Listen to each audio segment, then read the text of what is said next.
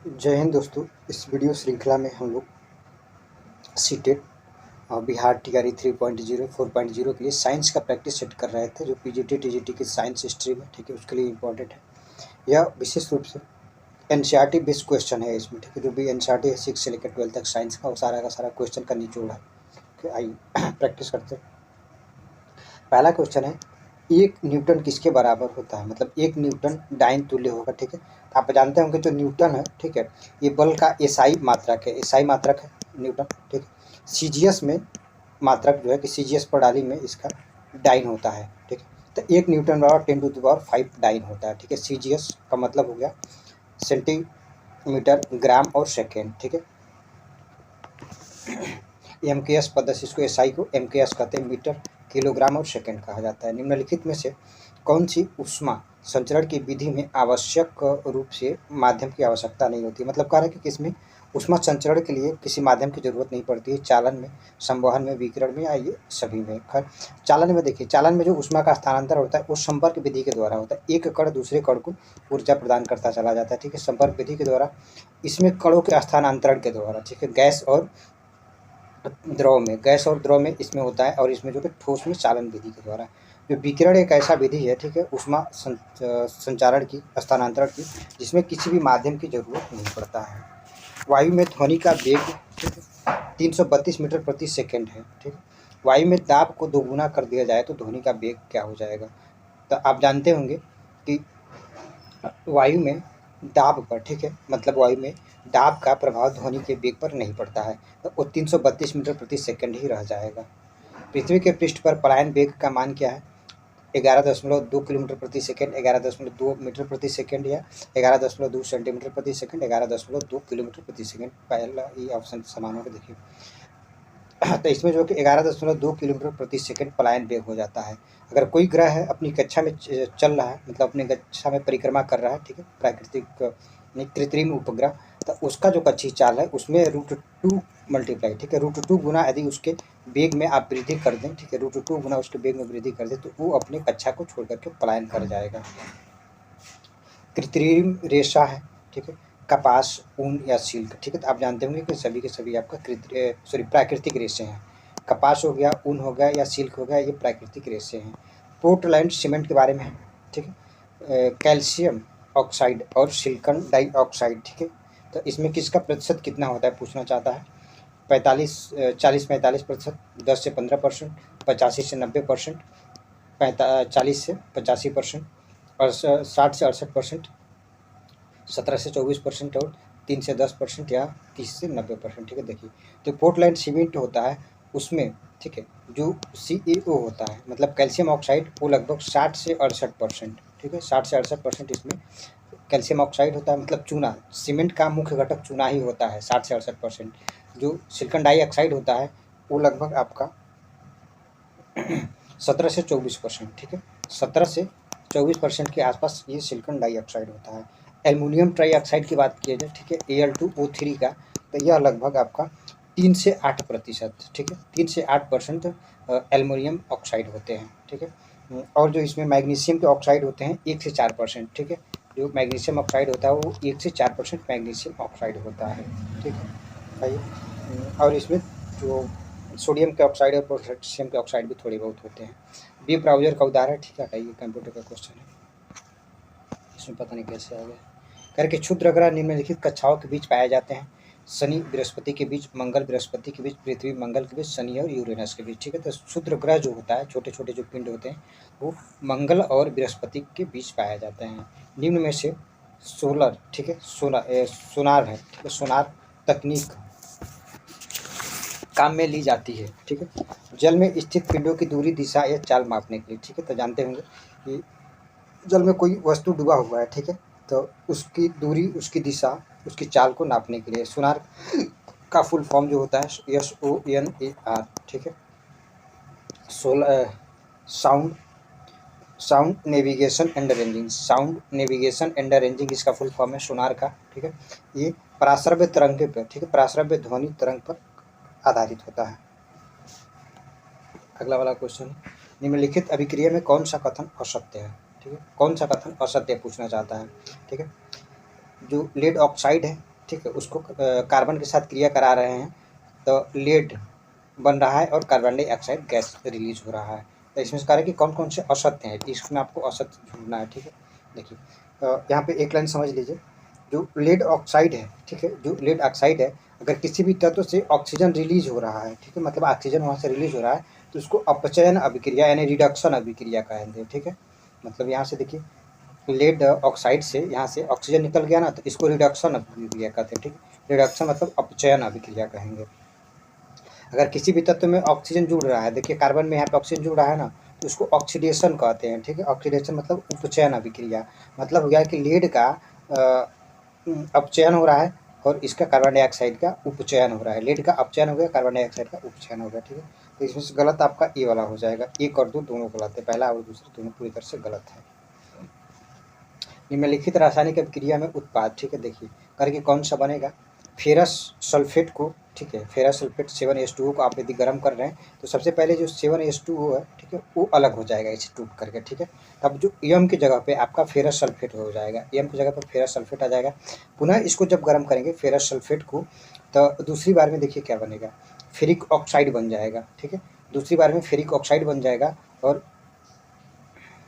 Sulphur dioxide और sulphur trioxide. ठीक है, देखिए ये वाला हो जाएगा, फेरस सल्फेट बनेगा। ठीक है, उसके बाद से फेरिक ऑक्साइड बन जाएगा, फिर सल्फर डाइऑक्साइड और सल्फर ट्राइऑक्साइड बन जाएगा। ठीक है, ये वाला ऑप्शन हो जाएगा, डी वाला सही हो जाएगा, सी वाला सही होगा। ठीक है, पहले गर्म करेंगे तो H2O के अणु उसमें सड़ जाएंगे, फिर क्या बनेगा, सल्फर फेरस सल्फेट, ठीक है, फेरिक ऑक्साइड, सल्फर डाइऑक्साइड, फिर सल्फर ट्राइऑक्साइड बन जाएगा। तरह के वाष्पीकरण की गुप्त ऊष्मा क्या है, मतलब एक जल को, ठीक है, जल को आप ऊष्मा में परिवर्तित करने के लिए कितनी ऊर्जा दी जाएगी। ठीक है, तो आप जानते होंगे कि वाष्पीकरण वह मात्रा है जो 1 किलोग्राम द्रव को वायुमंडलीय दाब पर, ठीक है, क्वथनांक जैसे कि गैसीय अवस्था में परिवर्तन करने के लिए आवश्यक ऊर्जा, मतलब 1 किलोग्राम द्रव को वाष्प में परिवर्तन करने के लिए जितनी ऊर्जा की जरूरत पड़ती है उसको उस द्रव का या उस पदार्थ का आपका गुप्त ऊष्मा, ठीक है, उसका वाष्पीकरण गुप्त ऊष्मा कहा जाता है। ठीक है, 8 ग्राम ऑक्सीजन की कणों की संख्या क्या है। ठीक है, 8 ग्राम ऑक्सीजन में कणों की संख्या क्या है। ठीक है, तो आप अवगाद्रो संख्या जानते होंगे। अवगाद्रो संख्या क्या होता है कि 6.022 गुणे 10 की घात 23। ठीक है, इसको अवगाद्रो संख्या कहते हैं, मतलब एक मोल में, ठीक है, एक मोल में इतने अणु होते हैं। तो अगर आपको मोल की संख्या पता चल जाए तो आप यहाँ पे कणों की संख्या को निकाल सकते हैं। तो मोल बराबर क्या होता है, मोल निकालने के लिए दिया गया द्रव्यमान, ठीक है, दिया गया द्रव्यमान बट्टा मोलर द्रव्यमान। मोलर द्रव्यमान मतलब AMU, एटॉमिक मास यूनिट इसको कहा जाता है। तो कितना दिया है, 8 ग्राम दिया है। ठीक है, 8 ग्राम दिया है। अब देखिए यहाँ पे अणु पूछ रहा है, ठीक है, देखिए परमाणु नहीं पूछा, अणु पूछा है, तो 32 ले लेंगे। 32 क्योंकि O2 का हमको निकालना है। अगर परमाणु पूछा होता तो केवल O निकालते हैं। ठीक है, तो ये कितना हो जाएगा, 1/4। ठीक है, 1/4 हो जाएगा। देखिए अब 1/4 मूल हो गया ना, तो इसमें 1/4 से आप मल्टीप्लाई कर दीजिए, डिवाइड कर दीजिए। ठीक है, मतलब 4 से इसको डिवाइड कर देंगे, चूँकि इसमें मल्टीप्लाई ये कर लीजिए, 1/4 से डिवाइड कर लीजिए, बात एक ही हुआ। तो ये जब पूरा कैलकुलेट करेंगे तो ये आपका 1 दशमलव, ठीक है, 1.51 10 की घात 23 आ जाएगा। ये क्या होगा जब शुष्क और बुझे हुए चूने को अभिक्रिया क्लोरीन गैस से कराई जाती है। क्लोरीन गैस से जब अभिक्रिया कराएंगे तो क्या होगा, विरंजक चूर्ण बनता है। ठीक है, विरंजक चूर्ण बन जाएगा और उसमें से कुछ H2O के कण भी रिलीज हो जाते हैं। जीव विज्ञान के जनक कौन है, लैमार्क, थियोफ्रेस्टस, ठीक है, और चार्ल्स डार्विन या अरस्तु, तो जानते हैं। जो थियोफ्रेस्टस थे वनस्पति विज्ञान के जनक है और अरस्तु को जीव विज्ञान का जनक माना जाता है। निम्नलिखित में से कौन सा पौधा भाग अगुणित होता है। ठीक है, युग्मक, पुष्प, अंडज या परागकोट। ठीक है, जो जाइगोट होता है, ठीक है, जाइगोट को युग्मक कहते हैं, इसमें अगुणित होता है, इसमें गुणित नहीं होता। मतलब दो आधे आधे सेल्स मिलकर के इसमें एक जाइगोट का निर्माण होता है। निम्नलिखित जीवाणुओं में से मानव जाति के लिए लाभकारी कौन सा है, स्ट्रेप्टोकोकस, सोलेमेनास या पेनिसिलियम। ठीक है, ध्यान दीजिएगा, पेनिसिलिन नहीं, ये पेनिसिलियम है। तो इसमें जो स्ट्रेप्टोकोकस है ये जीवाणु मानव के लिए इंपॉर्टेंट है, महत्वपूर्ण है। ठीक है, इससे एक दूध का एक पदार्थ बनाया जाता है। ठीक है, जिसको योगर्ट कहा जाता है। ठीक है, सोलेमेनास, ठीक है, ये क्या है, सोलेमेनेला, ये खाद्य पदार्थों को विषाक्त बनाता है। ठीक है, खाद्य पदार्थ को विषाक्त बनाता है ये। ठीक है, सोलेमेनेला। तो आपका ये स्ट्रेप्टोकोकस इंपॉर्टेंट हो जाएगा। जठर रस में क्या होता है, pepsin, lipase, rennin, trypsin, lipase, rennin, ठीक है। Trypsin, pepsin, rennin, pepsin, trypsin या लाइपेज, ठीक है। तो आप जानते हो कि जो जठरांश है उसमें पेप्सिन, लाइपेज और रेनिन होता है।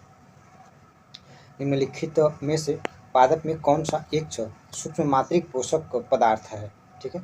मतलब कह रहा है कि जो पौधों के, देखिए पौधों को विकास के लिए कुछ सूक्ष्म पोषक तत्व, कुछ बृहद पोषक तत्व की जरूरत पड़ती है, जैसे कि कार्बन हो गया, नाइट्रोजन हो गया, सल्फर हो गया, पोटेशियम हो गया, ठीक है। ये सब बृहद स्तर पे, ठीक है, पौधों को वृद्धि के लिए आवश्यक है, ठीक है। मतलब ये अधिक से अधिक मात्रा में पौधों को वृद्धि के लिए चाहिए। कुछ ऐसे बहुत कम मात्रा में चाहिए, जैसे कि आपका देखिए मोलिब्डेनम हो गया, ठीक है, आयरन हो गया, फिर ठीक है, कॉपर हो गया, मैग्नीज हो गया, ठीक है। ये सब बहुत कम मात्रा में चाहिए। तो जो मैग्नीज है इसमें सूक्ष्म पोषक तत्व है पौधों के लिए, पौधों के विकास के लिए विभिन्न प्रकार के पोषक तत्वों की जरूरत पड़ती है। एक सूक्ष्म पोषक तत्व, बृहद पोषक तत्व, ठीक है। सूक्ष्म को गौण पोषक तत्व भी कहा जाता है। उसमें मैग्नीज है, मोलिब्डेनम है, क्लोरीन है, ठीक है। ये सब सूक्ष्म पोषक तत्वों में आ जाते हैं। सल्फर यानी गंधक, मैग्नीशियम और फास्फोरस, नाइट्रोजन, ठीक है, ये सब बृहद पोषक तत्वों में आते हैं। पुरुष में कौन सा कोशिका वृषण हार्मोन मतलब एंड्रोजन के संश्लेषण का स्राव करती है, ठीक है। ये जो सर्टोली कोशिका है, ठीक है, सर्टोली कोशिका, लीडिंग कोशिका, ठीक है, सर्पेंटिव कोशिका या लीडिंग कोशिका, ठीक है। तब उसमें विशेष करके जो वृषण हार्मोन है उसमें लीडिंग कोशिका इंपॉर्टेंट है, ठीक है। देखिए लीडिंग कोशिका, इसको अंतराली कोशिका भी कहा जाता है, ठीक है। ये पोषण के लिए, विशेष करके जो शुक्राणु वगैरह होता है उनके पोषण के लिए इंपॉर्टेंट होता है। मनुष्य के शरीर का तापमान लगभग सामान्यतः कितना होता है? 37 डिग्री सेल्सियस, ठीक है। 37 डिग्री सेल्सियस में यदि पूछेगा तो 37, केल्विन में पूछेगा तो 310 केल्विन हो जाएगा। अगर फ़ारेनहाइट में पूछता है तो 98.6 फ़ारेनहाइट हो जाएगा, ठीक है। फ़ारेनहाइट में 98.6, केल्विन में 310 केल्विन और डिग्री सेल्सियस में 37 डिग्री सेल्सियस। निम्नलिखित में से कुक्कुट पालन का एक कवक है? रानीखेत, स्पर्जिलस आर्टी, पशु महामारी या फाउल पॉक्स, ठीक है। तो जो कुक्कुट पालन है, जो मुर्गी पालन है, ठीक है, उसमें सबसे ज़्यादा प्रभावित करने वाला जो कवक है वो एस्परजिलस आर्टी, ठीक है, एस्परजिलस आर्टी। यांत्रिक ऊर्जा को विद्युत ऊर्जा में रूपांतरित करने वाला डिवाइस क्या है? विद्युत ट्रांसफार्मर, विद्युत चालन, विद्युत मोटर या विद्युत जनरेटर। तो विद्युत जनरेटर जो कि यांत्रिक ऊर्जा को विद्युत ऊर्जा में बदलता है। आँख में प्रवेश करने वाली जो प्रकाश की मात्रा है किसके द्वारा नियंत्रित किया जाता है? कार्निया के द्वारा, नेत्र लेंस के द्वारा या पक्षाभि पेशियों के द्वारा, आइरिश के द्वारा। तो आँख में जो प्रकाश की मात्रा तीव्रता प्रवेश करती है वो आइरिश के द्वारा नियंत्रित होता है। एक आवर्धक लेंस कौन है? मतलब किसी वस्तु को बड़ा करके दिखाता है, वो अवतल दर्पण, उत्तल दर्पण, उत्तल लेंस या अवतल लेंस। तो जो उत्तल लेंस होता है ये किसी भी वस्तु को बड़ा करके दिखाता है। पशु ऊतक जो स्राव और अवशोषण में सहायक होता है? तंत्रिका ऊतक, पेशी ऊतक, संयोजी ऊतक या उपकला ऊतक, ठीक है। तो जो पशुओं में या मतलब जो मानव में, ठीक है, जो जीव जंतुओं में उपकला ऊतक होता है, ठीक है, वो श्रवण के लिए और अवशोषण के लिए। जैसे मान लीजिए आपके शरीर से पसीना अवशोषित निकल रहा है, ठीक है, श्रवण हो रहा है, या कुछ अवशोषित भी हो रहा है, तेल वगैरह जब लगाते हैं तो बॉडी में अंदर की तरफ चला जाता है ना, वो एपिडर्मिस लेयर जिसको कहते हैं, ऊपर वाले लेयर को। तो जो उपकला ऊतक होता है, ठीक है, शरीर के बाहरी भाग और आंतरिक भाग दोनों जगह मिलता है। उपकला ऊतक अवशोषण के लिए आवश्यक होता है, अवशोषण और श्रवण के लिए। कार्य उत्पन्न करने वाले सूक्ष्मजीवी मृत अवशेषों पर कार्य करते हैं, ठीक है, खाद, ठीक है, खाद उत्पन्न करने के लिए, ठीक है। विशेष करके जो खाद उत्पन्न करने के लिए जो सूक्ष्मजीवी मृत अवशेषों पर कार्य करते हैं वो जीवाणु होते हैं, ठीक है। जैसे कार्बनिक कोई पेड़ पौधा या कोई जीव जंतु मर गया तो उसको खाद में उत्पन्न करने के लिए जो सूक्ष्म जीव होते हैं वो उपयोग में आते हैं। पेनिसिलियम का सदस्य क्या है? टेरिडोफाइटा, कवक, ब्रायोफाइटा या शैवाल, ठीक है। तो आप जानते होंगे पेनिसिलियम एक प्रकार का कवक है, ठीक है, पेनिसिलियम एक प्रकार का कवक है। निम्नलिखित में से कौन अजीव नहीं है? ठीक है, अजीवी नहीं है मतलब जीवित है? वायु, प्रकाश या जल, वृक्ष, ठीक है। आप जानते होंगे जो पर्यावरण है उसके जल हो गया, वायु हो गया, प्रकाश हो गया, मिट्टी हो गया, ये सब अजैविक घटक हैं। कैसे घटक हैं? अजैविक घटक हैं।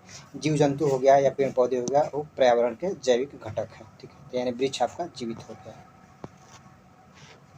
निम्नलिखित अंगों में से कौन मनुष्यों में महिला प्रजनन तंत्र का हिस्सा नहीं है? गर्भाशय, अंडवाहिनियाँ, ठीक है, अंडाशय या शुक्रवाहिनियाँ। शुक्रवाहिनियाँ को जो है कि वैस डिफरेंस, ठीक है, वास डिफरेंस कहा जाता है। ये शुक्रवाहिनियाँ पुरुषों में होता है। बच्चे खेलते समय कैरम बोर्ड पर पाउडर किस लिए छिड़कते हैं? ठीक है, मतलब इसलिए छिड़कते हैं घर्षण बल घटाने के लिए, घर्षण बल बढ़ाने के लिए, सुगंध देने के लिए या बोर्ड को चमक देने के लिए। आप जानते हो घर्षण बल को घटाने के लिए उस पर पाउडर छिड़का जाता है कैरम बोर्ड पर। हमें जल को सुरक्षित और रोगाणु जीवाणु मुक्त करने के लिए क्या करना चाहिए? उबालना, निस्तारण, निस्पंदन, ठीक है, प्रशीतक रखना, ये सभी क्रिया, ठीक है।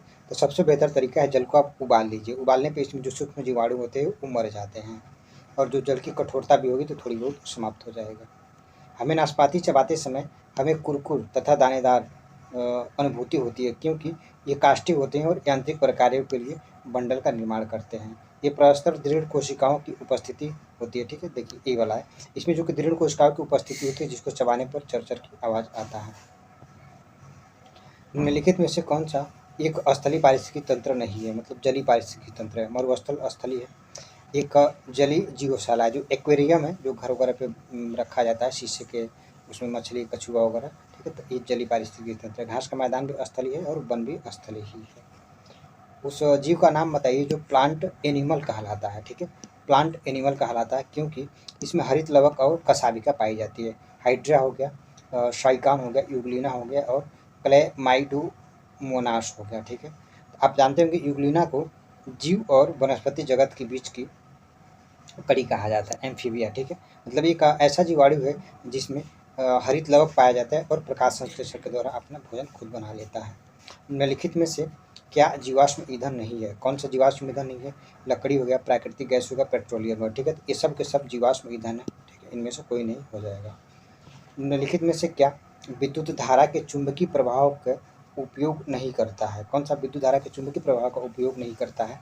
विद्युत बल्ब, विद्युत मोटर, विद्युत घंटी या विद्युत पंखा, ठीक है। तो चुंबकीय प्रभाव का प्रयोग जो है कि विद्युत मोटर, विद्युत पंखा, विद्युत घंटी सब करते हैं, लेकिन जो विद्युत बल्ब होता है विद्युत के ऊष्मीय प्रभाव का प्रयोग करता है, ठीक है। क्या करता है? ऊष्मीय प्रभाव का, ठीक है। एक जो बल्ब होता है फिलामेंट, उसका तंतु 1500 डिग्री सेल्सियस से लेकर के, ठीक है, 3000 डिग्री सेल्सियस के टेम्परेचर तक गर्म होता है और प्रकाश उत्पन्न करता है। दानेदार जिंक को जब सोडियम हाइड्रोक्साइड के साथ उपचयित किया जाता है तो क्या बनता है? ठीक है, zinc oxide, sodium zincate, sodium hydroxide या सोडियम जिंक हाइड्रोक्साइड, ठीक है। तो सोडियम जिंकेट बनता है, ठीक है। इसका एक आप सूत्र देख लीजिए, जिंक हो गया जेडीएन, ठीक है, NaOH, ठीक है। सोडियम हाइड्रोक्साइड के साथ यदि आप गर्म करेंगे तो Na2JDN, ठीक है, सोडियम जिंकेट बन जाएगा प्लस हाइड्रोजन गैस यहाँ से रिलीज हो जाएगी, ठीक है। सोडियम जिंकेट का सूत्र थोड़ा सा गड़बड़ होगा, इसको एक बार और देख लीजिए, ठीक है। Na2JN, ठीक है, ZnO2 सोडियम जिंकेट का सूत्र है, ठीक है, प्लस हाइड्रोजन गैस इससे रिलीज होगा। काटने या बेधने के उपकरण को तीक्ष्ण किया जाता है, ठीक है, लगाए गए बल को बढ़ाने के लिए, गति में परिवर्तन के क्षेत्रफल को कम करके दाब बढ़ाने के लिए, ठीक है। यही है, उसका क्षेत्रफल कम कर देंगे तो दाब बढ़ जाएगा, ठीक है, क्योंकि P बराबर होता है बल बटा क्षेत्रफल। क्षेत्रफल जितना कम होगा दाब उतना अधिक हो जाएगा। जब एक अधिभार लघुपथ, ठीक है, या लघुपथ में विद्युत परिपथ का घटक स्वचालित रूप से बंद हो जाता है तो क्या कहलाता है? ठीक है, सीधी सीधी आपसे शॉर्ट सर्किट, ठीक है, शॉर्ट सर्किट या अधिभार मतलब अधिक लोड की बात कर रहा है, ठीक है। परिपथ, ठीक है, लघु परिपथ भंजक मतलब परिपथ टूट जाता है, ठीक है। परिपथ उसमें जो MCB लगाते हैं ना, MCB, ठीक है, मिनिएचर सर्किट बोर्ड इसको कहा जाता है MCB। थोड़ा सा भी घर में शॉर्ट सर्किट हो जाता है तो अपने आप पूरे घर की लाइट कट जाती है, ठीक है। वीडियो देखने के लिए बहुत बहुत धन्यवाद। अच्छा लगा हो तो आप लोग चैनल को सब्सक्राइब करिए, वीडियो को लाइक करिए, दोस्तों के साथ शेयर करिए। जय हिंद।